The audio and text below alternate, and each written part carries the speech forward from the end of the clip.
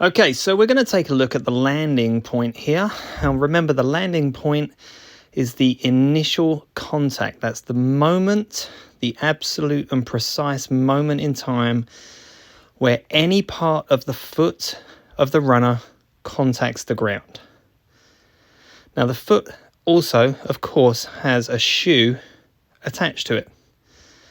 So what we look for here in a forefoot striker is the point at which the heel drops.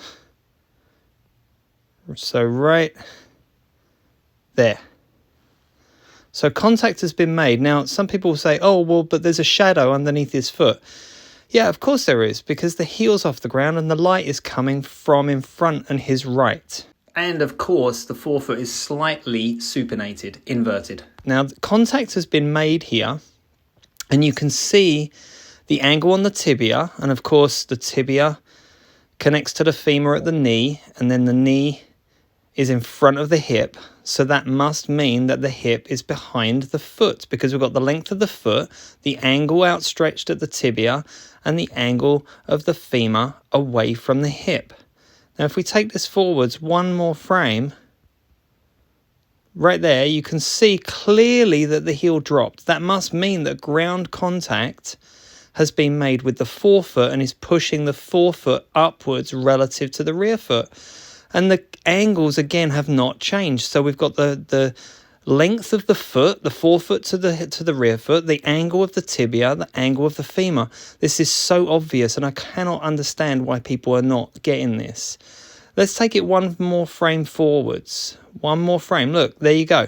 Now we've got a vertical tibia. Ground contact has clearly been made. 2 frames prior to this, and we've still got that angle of the femur relative at the hip joint to take into consideration. So we're 3 frames after, or 2 frames after initial contact, and the foot is still not under the hip. Okay, so next frame. Again, of course, ground contact has been made, but we're way past initial contact. One more frame. There we go. So now we have a negative tibia angle.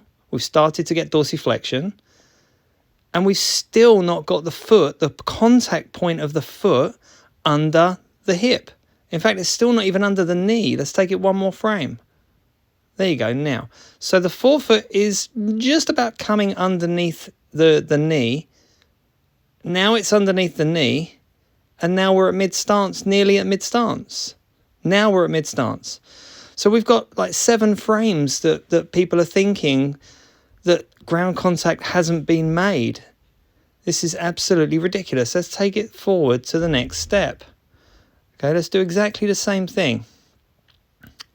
Okay, so initial contact, right there.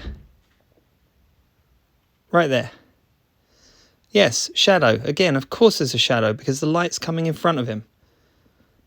There's the heel starts to drop, so we have a ground contact force pushing up on the forefoot.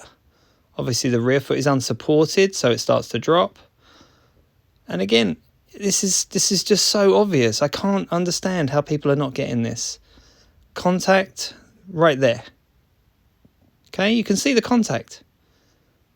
Foot is way in front of the hip.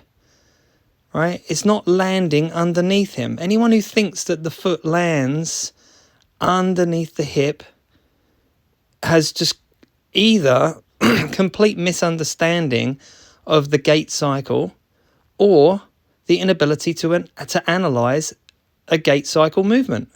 One of those two. That's it. Because it's undeniable. Absolutely undeniable. And there we go.